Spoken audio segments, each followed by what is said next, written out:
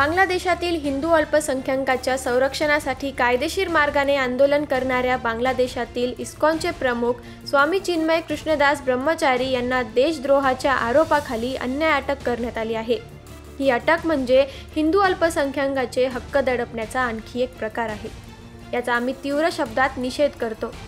भारत सरकारने तातडीने पावले उचलून चिन्मय कृष्णदास ब्रह्मचारी यांची विनाअट सुटका व्हावी आणि हिंदू अल्पसंख्याकांच्या संरक्षणासाठी तेथील सरकारला भाग पाडावे अशी मागणी हिंदू राष्ट्र समन्वय समितीच्या माध्यमातून करण्यात आलेल्या आंदोलनात करण्यात आली।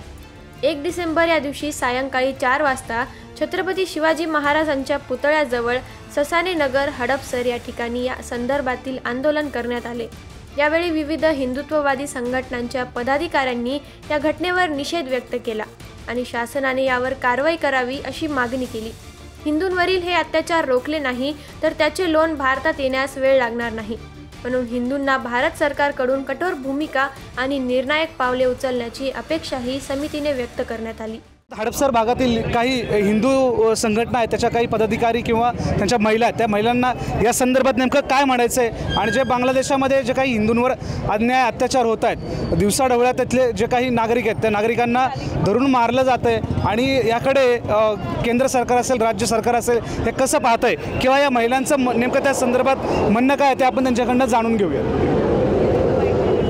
सर्वप्रथम मी भारत सरकारला मागणी करेल की भारतामध्ये असलेल्या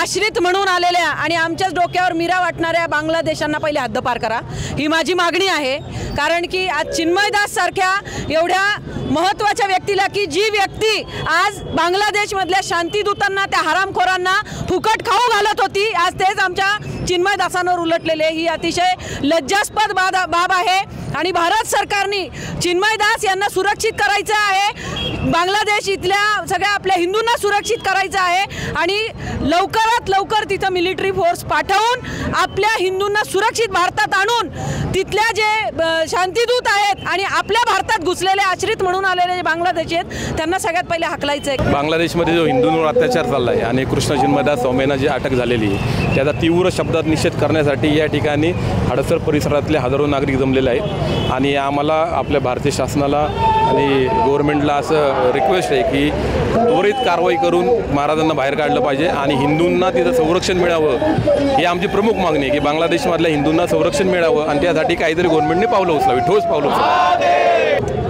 खरं तर बांगलादेशमध्ये जो काही चिन्मयदास यांच्यावरती राष्ट्रद्रोहाचा गुन्हा हा दाखल केलेला आहे आणि त्यांना ढाका शहरातून पकडून जेलमध्ये टाकण्यात आले, तर विविध संघटना या हडपसरमध्ये जे काही आंदोलनं करतात किंवा आंदोलनाच्या माध्यमातून सरकारला हे सांगू इच्छितात की जो काही हिंदूंवर अत्याचार बांगलादेशमध्ये होतोय तो त्वरित थांबण्यात यावा आणि आम्हाला जे काही हिंदू आहेत त्या हिंदूंना सुखशांतीची झोप लागावी असं यांच्याकडनं बोललं जातं आहे। विजय रणदिवे, सुदर्शन मराठी, पुणे।